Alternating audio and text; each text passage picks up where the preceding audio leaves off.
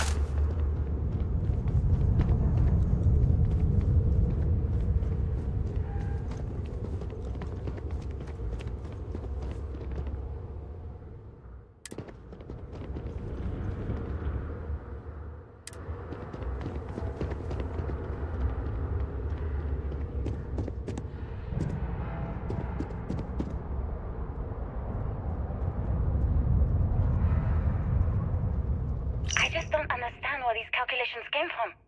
There's something wrong with the math? I think it's quite straightforward. That's not what I'm asking. We've had no success extracting even a sample of material from the object.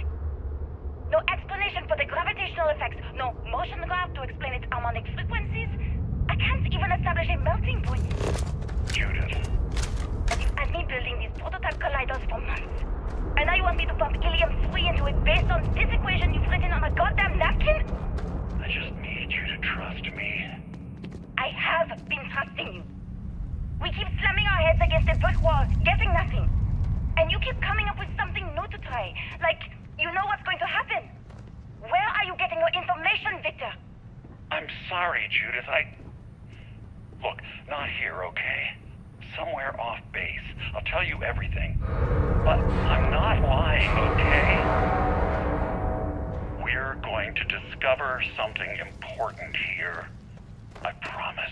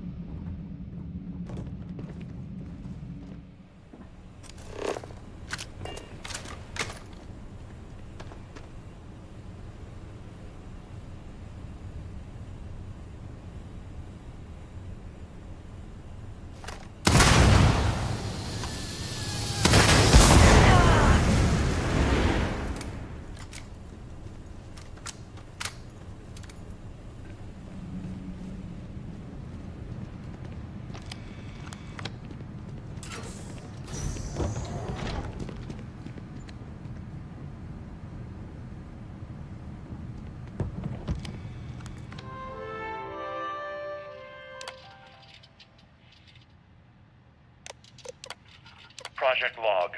Dr. Victor Eisen. Project Log. Dr. Judith Tatien. I watched the gravjet tests from the moon today. It was the first time we were able to talk to the team at Nova Galactic directly. So many things were under wraps before, but now everyone wants all the publicity they can get. I'm already seeing proposals for manufacturing androids of drives, expeditions to Alpha Centauri and beyond. It's also overwhelming and worrying. It could take years, decades, before we know what all the side effects of operating a grav drive can be. But no one wants to hear that right now. Like a bunch of pioneers racing towards the edges of the frontier without knowing about the grizzly bears in the mountains.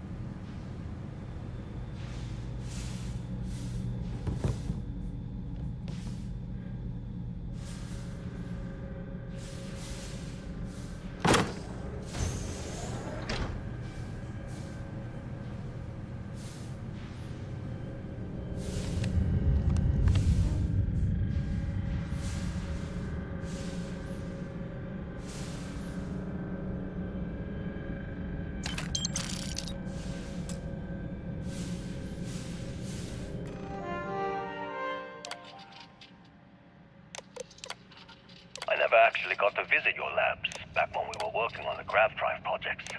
I know what I'm seeing, Victor. My name is Dr. Victor Eisen. And All if this you're gear listening is to slowing this, us down. We should you leave some probably stuff already behind. know the truth. I was young when I first headed the retrieval team of an odd gravitational anomaly on Mars.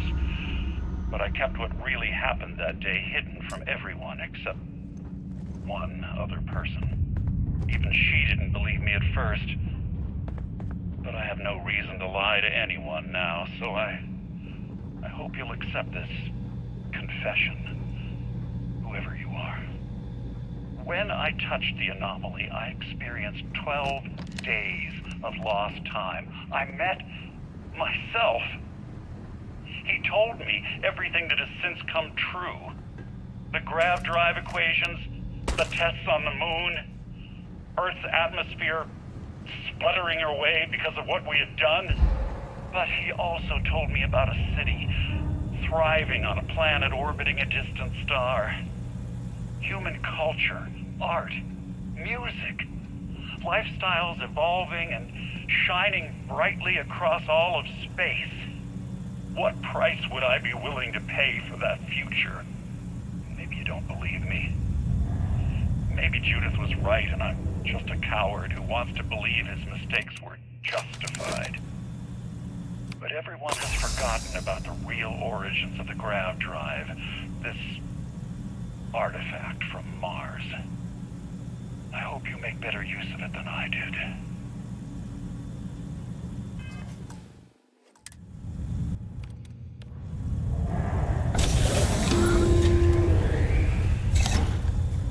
Constellation, we've arrived on the surface of Earth. We need to discuss what you found. And it looks like other Starborn got here before us. So, you might have company.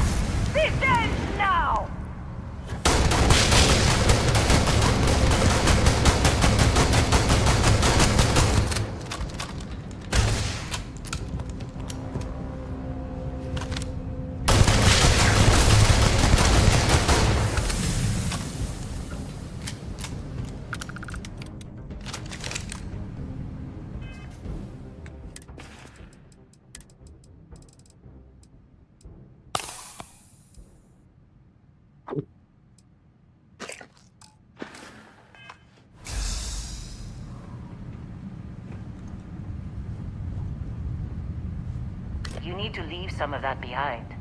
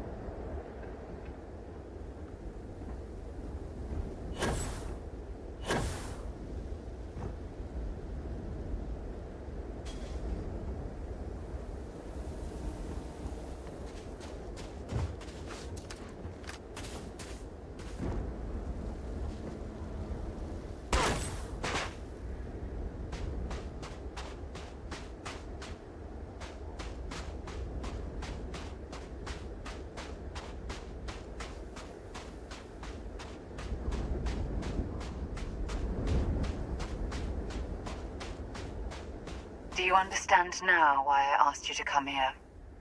The artifacts unlocked the secret of interstellar travel, at the cost of Earth. An easy trade, honestly. Why have one world when you can have all the settled systems?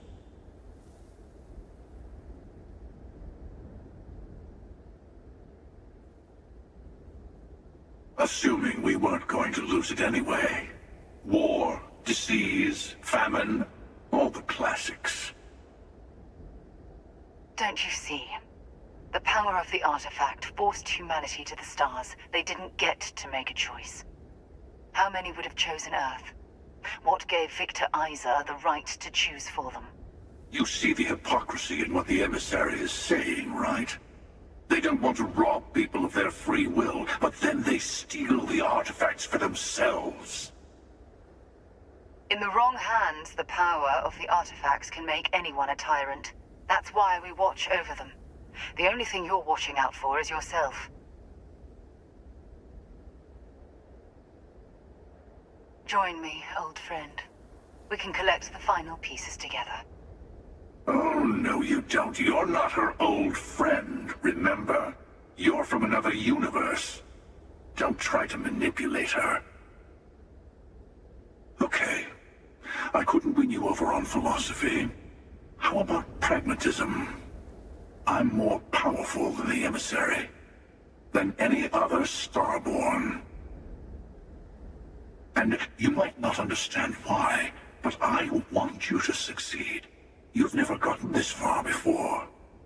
I need to see what happens to you. Well, look at that. The emissary just became my new best friend. You've made your choice. When you're ready, the Hunter and I will be at the buried temple. That's where we'll settle things. Meaning, we'll kill you. But hey, at least we'll wait. The final round doesn't start until there's only one artifact left to gather. And if I'm not mistaken, Constellation has one or two to go. Let me help with some of that.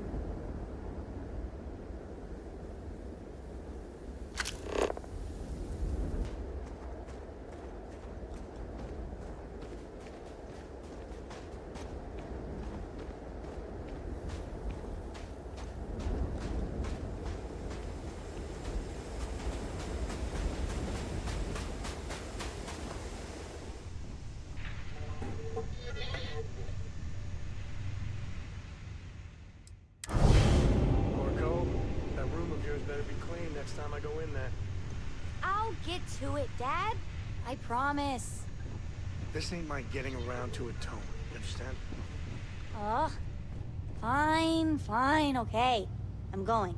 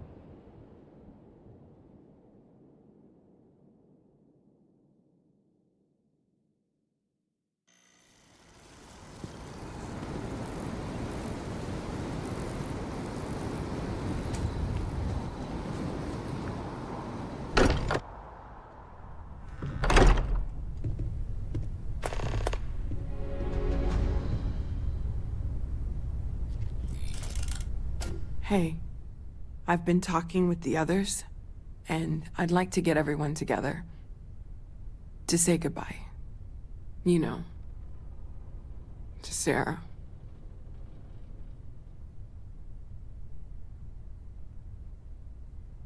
Thank you. It wouldn't be the same without you there. I'll have everything set up in a few days.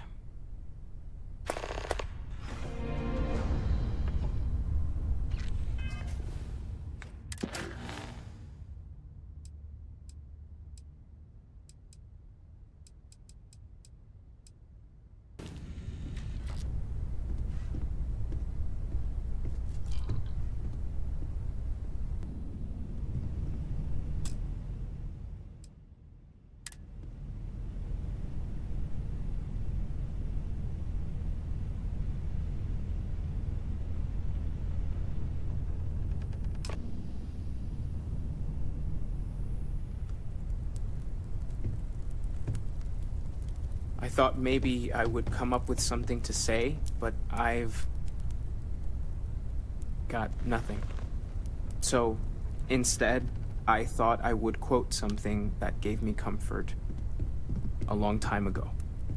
Is God real? The more proper question would be, is reality divine?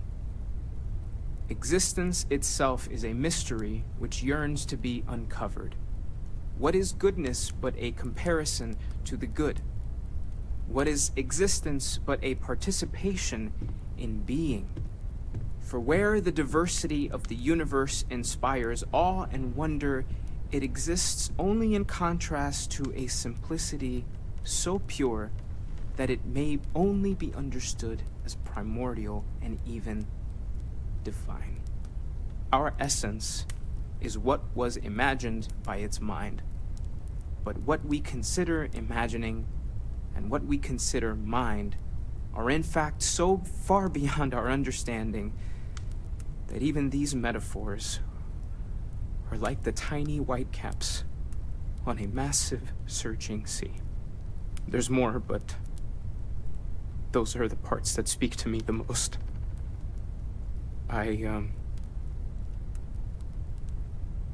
Thank you.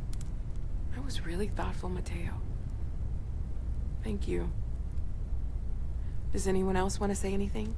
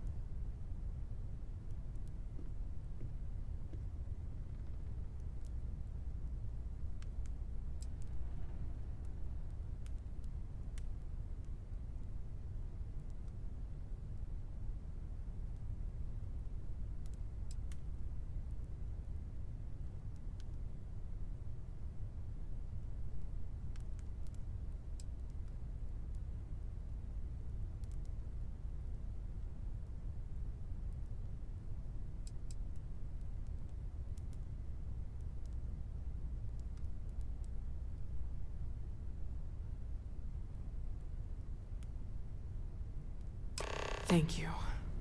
If anyone else wants to say something.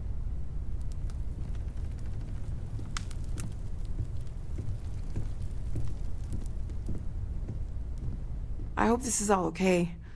Between fixing things up and sending out messengers and getting all the paperwork done. It's not much.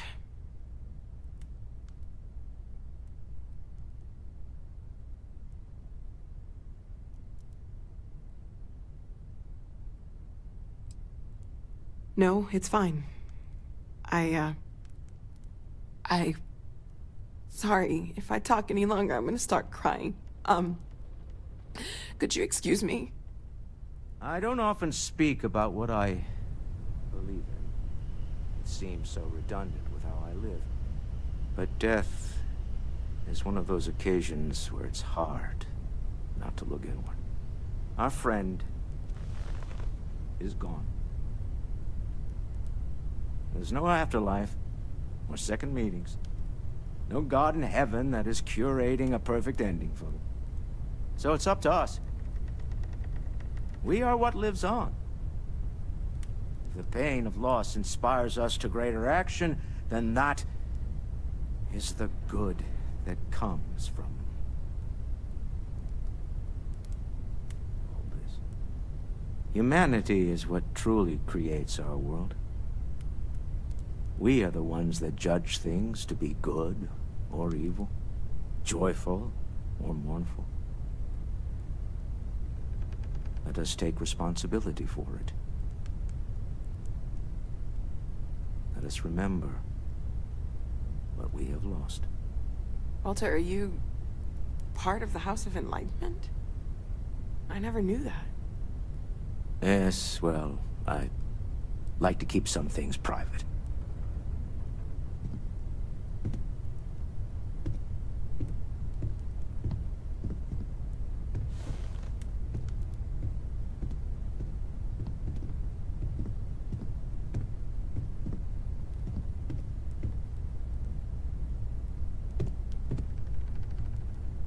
You all might not like thinking about this, but when we die, everything about us breaks down, decomposes, gets eaten up by insects and microbes. Or due to the lack of a biosphere, we are simply carried away by space and time until we sizzle in a distant sun's corona or get pulled in some gravitational field and coalesce with other debris. Not comforting, huh? But I disagree. Do you know what I find uncomfortable? The thought that after I die, the universe is just going to stand still forever. Could you imagine? The fact is that the universe goes on, that life goes on, that things do not just sit still. That right there is the comfort that I need. Yeah, we die. And some people go way before they should. But the universe doesn't care. Not because it's evil, but because it's infinite, ever expanding.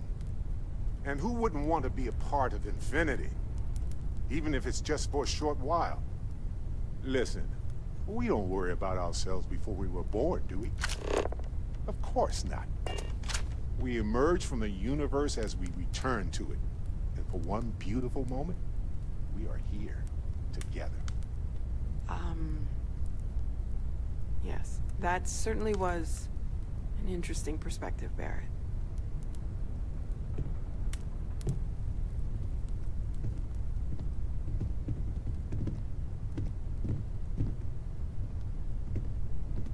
It almost feels wrong to be grieving. Selfish. No amount of tears will bring the dead back.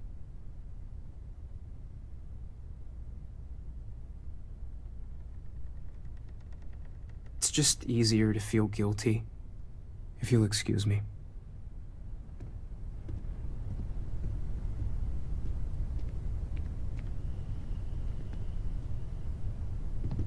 Chat for a bit? Normally, I hate talking to people at funerals, but, well.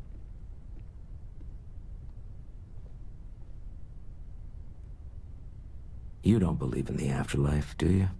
I mean, this might be the worst time to bring it up, but...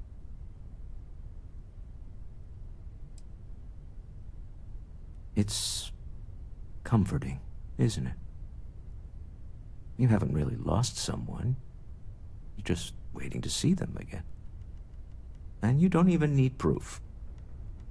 You just need to believe it. Well, I've taken up enough of your time.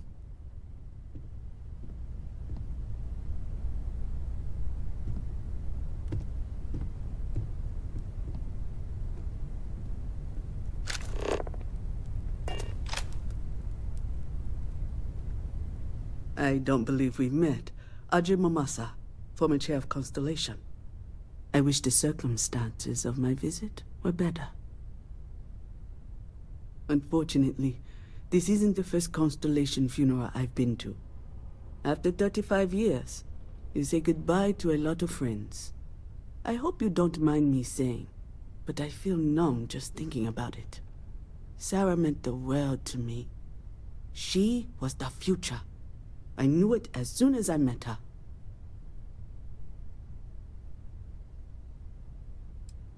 Exactly the same as when you met her, I bet.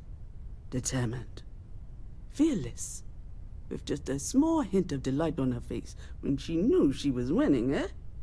My only problem as a mentor was trying to convince her to be more tactful.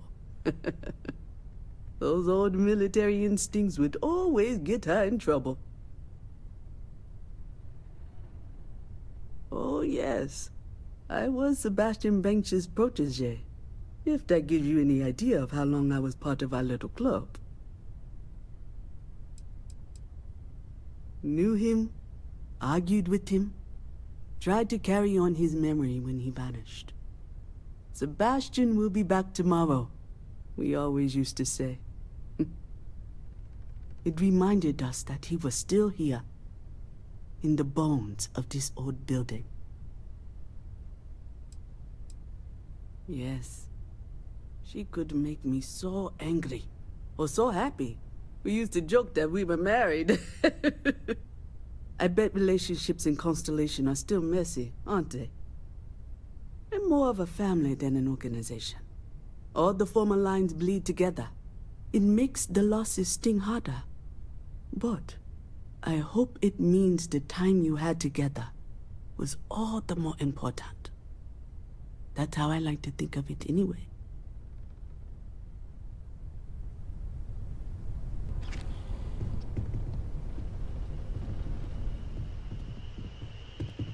You know, what you're feeling right now is a chemical reaction whose evolutionary goal is promoting social cohesion. Never seems to work for me. No matter how many times I do this, I feel less attached, not more.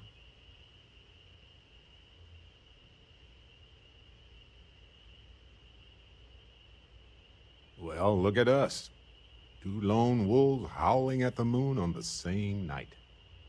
You know, if there's one piece of advice I can actually give you, it's that lost loved ones have a way of coming back to you.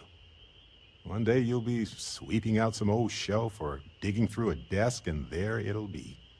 Some old paperweight of theirs, or a piece of jewelry they gave you, half-jokingly. Theoretically, of course. You're welcome.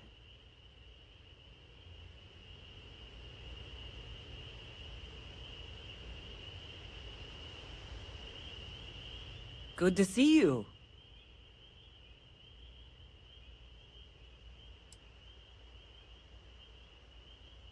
I won't move an inch.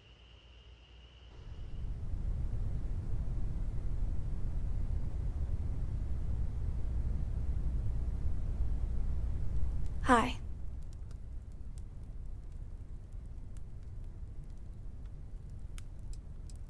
No. And don't keep asking.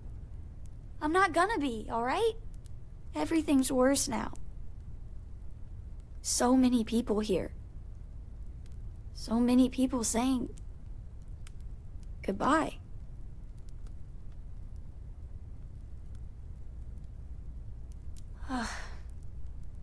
Is this supposed to make everything okay? Make everyone feel better?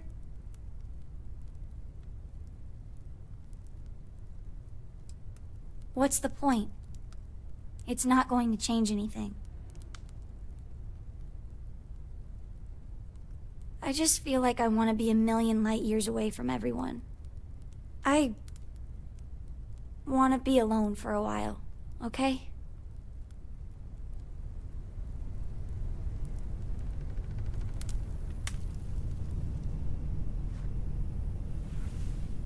Drink? Pour one out to the blackest sea? Two old friends. May their ghosts go past the edges of space, to the great beyond. Aye.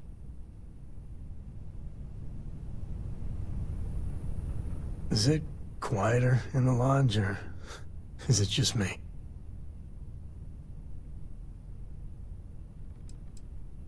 I guess it's good to be in fashion. You know, there's an old Aquila story about two pioneers who got lost trying to find a new frontier to settle. One of them takes ill, Clear he's not gonna make it, he turns to his partner and says, "Don't bury me. Let the ground take what it's due. I'd rather be a ghost chasing after you than walk through the pearly gates knowing an eternity of loneliness until you get there." Sad story, huh?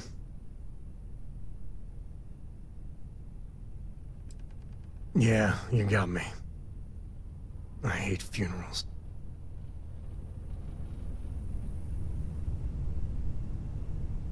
Everyone is in mourning. I understand, but I cannot quite share in their emotion.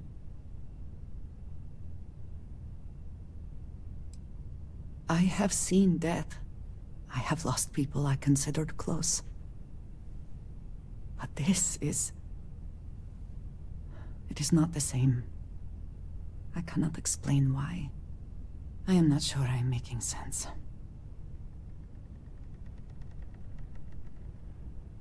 Thank you.